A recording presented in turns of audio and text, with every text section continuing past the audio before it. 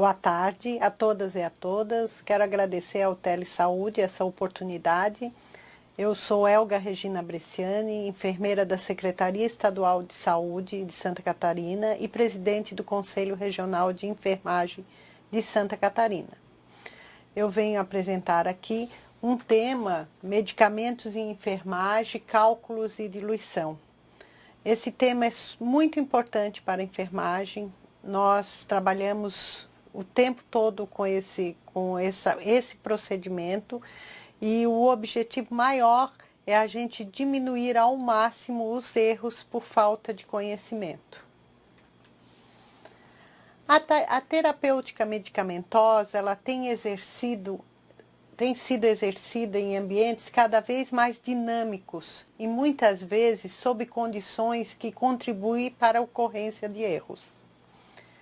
Estudos que foram realizados ao longo dos anos têm evidenciado a presença de erro durante o tratamento medicamentoso.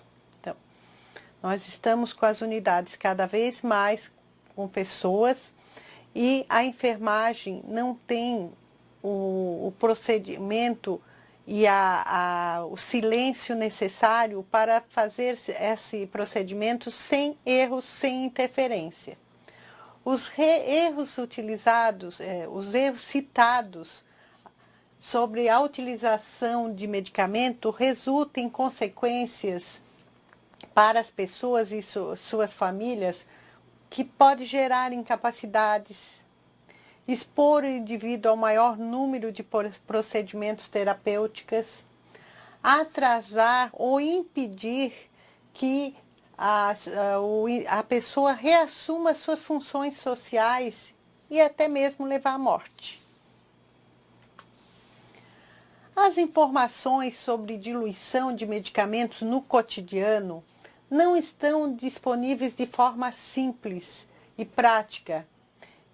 Sugerimos sempre que é necessário protocolos de diluição de medicamentos nas nossas unidades. O número de medicamentos que a gente tem disponível é muito grande. É impossível que no cotidiano a gente conheça todos. Então, a escrita de protocolos é muito importante para dirimir erros. O cálculo, também conhecer e aplicar adequadamente os fundamentos da aritmética e da matemática auxilia nós na prevenção de erros relacionados ao preparo, à dosagem e à diluição desses medicamentos para a gente administrar com maior segurança para essas pessoas. A terapia medicamentosa ela se tornou-se uma das formas mais comuns de intervenção no cuidado, utilizada ao longo dos anos na cura das doenças. Nós temos cerca de 88% das pessoas que procuram atendimento em saúde que recebem prescrições medicamentosas. A correta administração requer conhecimento pleno dos integrantes da equipe que prescreve, que dispensam e que administram essas medicações. Trouxe, por exemplo, algumas das medicações que normalmente a gente utiliza nas nossas unidades. Tem o exemplo Novalgina, né? Que o sal é de pirona. É o que a gente mais utiliza, né? Quando se prescreve medicações para dor. Geralmente a apresentação é ampolas de 2 ml. A gente não precisa reconstituir. Mas, se for administrada endovenosamente, a gente sugere que seja diluído em 8 ml. Por quê? Porque essa medicação, ela dói muito ao administrar. Então, o diluir deixa um pouco mais confortável para aquela pessoa receber essa medicação. O tempo mínimo de infusão endovenosa é 1 minuto. Então, e a forma de administração é através de seringas. Outro exemplo, Keflin. É um antibiótico. A apresentação dele são em ampolas, frascos de 1 grama.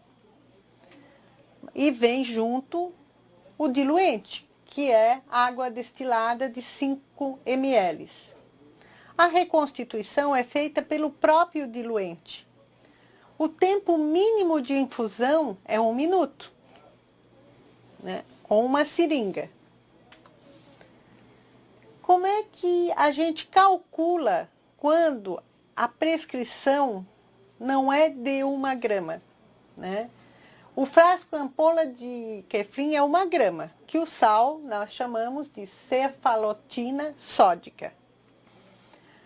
O Keflin existe em cada ml que a gente dilui. Então, para fazermos um cálculo, a gente usa uma regra de 3. Se a prescrição vem, tá, com nós precisamos de uma medicação, não, o médico prescreve não 1 grama, 200 miligramas que seja, né? Então, o que a gente faz?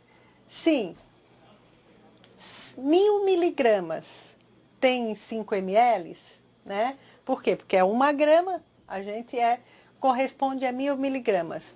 Quantos miligramas a gente tem em 1 ml? 200 miligramas. Então, cada ml de diluição terá 200 miligramas. A benzilpenicilina potássica é um antibiótico largamente utilizado. Tem frasco ampolas com apresentações mais comuns, com 1 milhão de unidades, 5 milhões de unidades. Se for prescrito, né, uma benzilpenicilina potássica, 800 mil unidades, e a gente só tem um frasco de 1 milhão de unidades, quanto a gente consegue, quanto será que a gente tem que administrar? De novo, a gente vai utilizar a diluição. Então, a apresentação no frasco de 1 milhão de unidades tem o seu próprio diluente, 2 ml, tá? 2 ml você pode fazer intramuscular, né? Você reconstituir o intramuscular em pó, em água destilada. Agora, se em vez de 1 milhão de unidades foi prescrito 800 mil, você vai ter que fazer uma regra de 3. 1 milhão tem 2 ml, 800 ml, X. Então, você deve aspirar desse frasco 1,6 ml da solução que corresponde a 800 mil unidades. Parece óbvio? É óbvio para quem tem conhecimento. No Conselho Regional de Enfermagem, a gente recebe uma quantidade de denúncias éticas contra profissionais de enfermagem por erro nessas diluições e nesses cálculos de medicamento, por estar administrando de maneira incorreta. A insulina. Foi prescrito numa unidade 20 unidades de insulina NPH, rotulado num frasco que tem 100 unidades por ml. A seringa normalmente é graduada por 100 unidades por ml. Como que a gente protege? Se está prescrito 20 unidades, eu tenho um frasco de 100 ml, 100 unidades por ml, e a seringa também tem esta mesma apresentação, eu vou aspirar 20 unidades. Agora, quando na unidade que eu estou, tem frasco de 100 unidades por ml, mas a seringa é de 3 ml ou de 5. Como proceder? Se não houver nenhum tipo de seringa de insulina na unidade, sendo necessário que eu utilize uma seringa hipodérmica de 3 ou 5 ml, o volume aspirado terá como base sempre 1 ml da seringa, não importando o tamanho da seringa. Por que usar apenas 1 ml, se a seringa é de 3 ou de 5? Utiliza-se a quantidade equivalente à seringa de insulina, como se estivéssemos substituindo. Essa operação ela é baseada na divisão com múltiplos de 10. Então, nós temos o frasco, a seringa e uma prescrição. Nós temos um frasco com 100 unidades por ml e prescrito 20. Mas, na hora de administrar essa medicação, nós temos uma seringa de 3. Como que a gente vai fazer o cálculo? Na regra de 3. 100 unidades equivale a 1 ml, 20 unidades equivale a X. Né? Então, 20 vezes 1 dividido por 100 deve-se aspirar numa seringa de 3, 0,2 ml. Na seringa de 3 ou de 5. Eu coloquei um exemplo que eu acredito que, se a gente não precisar fazer protocolos muito grandes, mas um mínimo que um protocolo de boas práticas de higiene e segurança para garantir que a medicação seja realizada de maneira correta e que não ofereça risco à saúde da pessoa. Então, nós temos, num fluxograma, numa tabela, num descritivos, né? Qual é a medicação, qual é a via que deve ser administrada, o tempo para administrar essa medicação, qual é a estabilidade quando eu faço a diluição dessa medicação, qual é a incompatibilidade e o efeito colateral. Todos esses dados são importantes para quem está administrando ficar seguro nessa administração e também poder explicar para a pessoa que está recebendo a medicação tudo o que está sendo feito.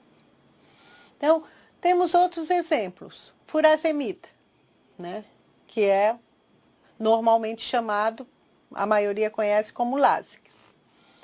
Essa medicação ela pode ser administrada tanto intramuscular como endovenosa. Nas duas vias deve ser administrado mais lentamente. O uso deve ser imediato, porque você não precisa diluir os 2 ml. Mas você precisa saber que quando você está administrando furazemida, você não pode administrar junto, nunca, medicações que têm incompatibilidade.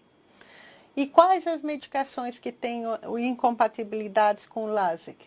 Clorofenicol, amicacina, fenitoína, gentamicina, fenobarbital, tetraciclina.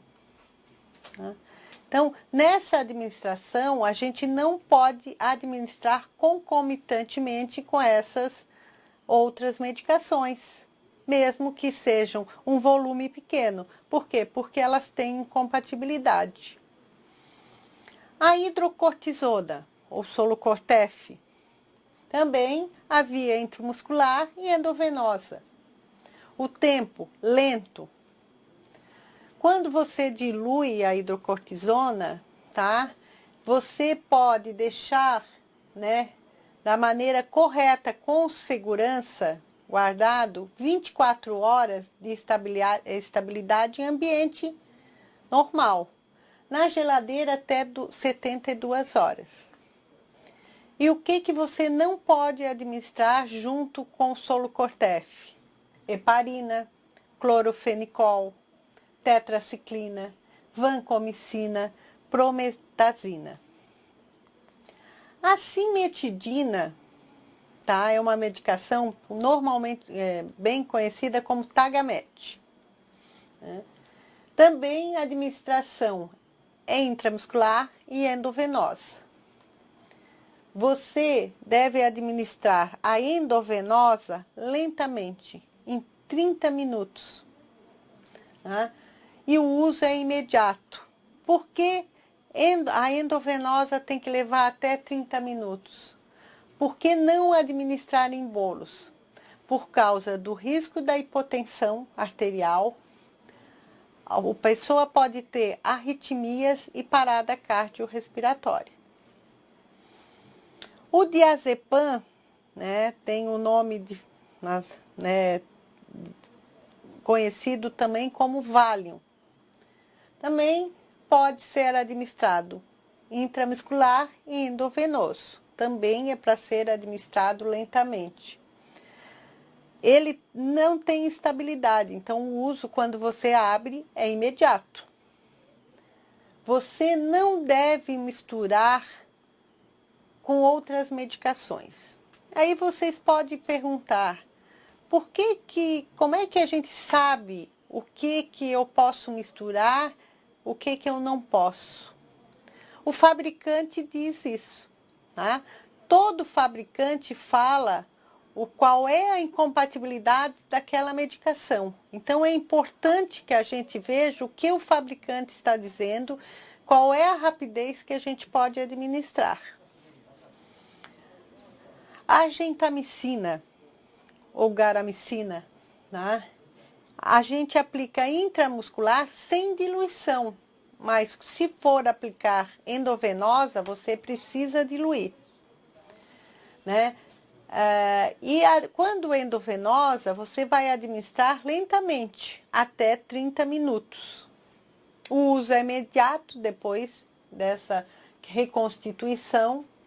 Mas a gentamicina também tem incompatibilidade com a penicilina, com a ampicilina, com a heparina, com a cefalosporina, com a anfoterecina. Mas vamos ser bem realistas. Nós somos conscientes dessa administração de medicamento. Nunca a gente coloca tudo numa mesma diluição, nem achando que é possível essa compatibilidade. Tá? Porque cada pessoa reage às medicações de forma diferente. E se ele tiver uma reação e você misturou mais de uma medicação numa mesma seringa ou no mesmo soro, e ele tiver uma mesma reação, a gente não vai ter conhecimento de que medicação ele reagiu. A gentamicina tem efeitos colaterais bem importantes, né? O uso contínuo dessa medicação pode provocar surdez, pode levar à lesão renal quando a concentração ou quando a administração em tempo for menor que o preconizado. Então, ao administrar a medicação, a gente pode, como profissional, pode estar prejudicando essa pessoa se a gente não seguir as regras corretas.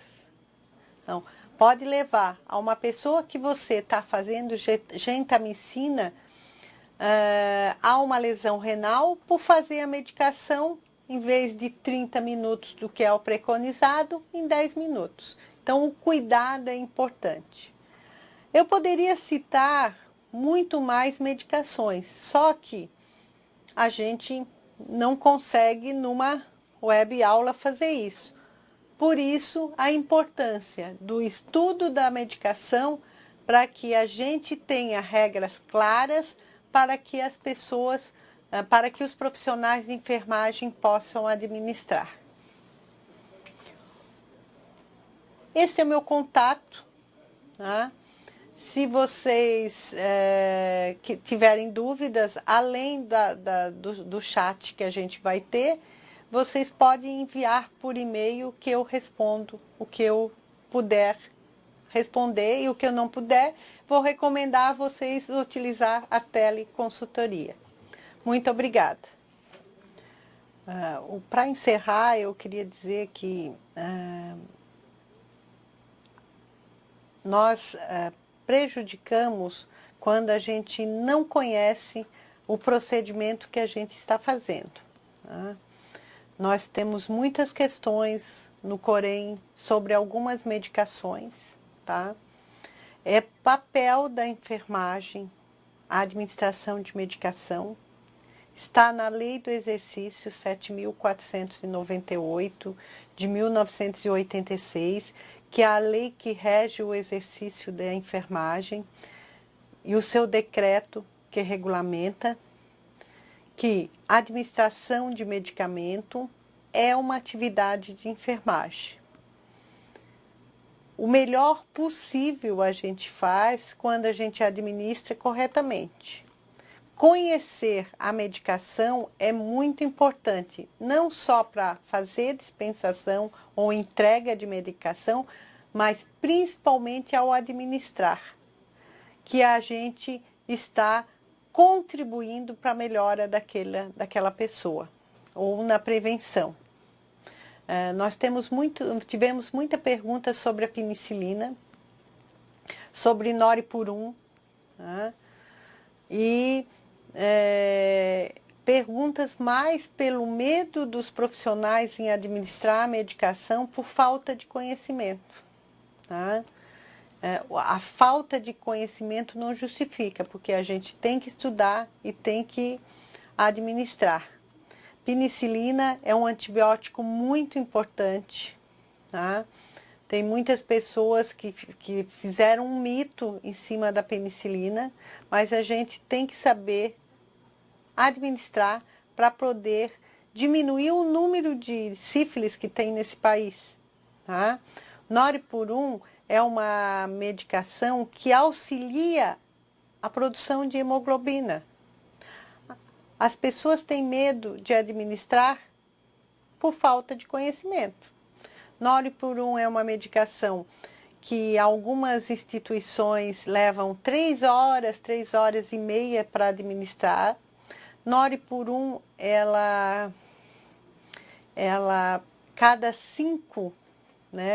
cada 5 ml tem 100 miligramas, as ampolas são de 5 ml. E o tempo de administração pode ser de 10 minutos a 3 horas e meia. Mas para levar 3 horas e meia para fazer um Noripurum, eu tenho que fazer a dose máxima. E a dose máxima que uma pessoa pode receber é 25 ml, ou seja, 500 miligramas. Então, essa incerteza diminui quando a gente conhece a medicação. A gente precisa, como profissão, administrar medicamento da melhor maneira possível e mostrar o conhecimento que a gente tem ao administrar essa medicação. Muito obrigada pelo tempo, estou à disposição.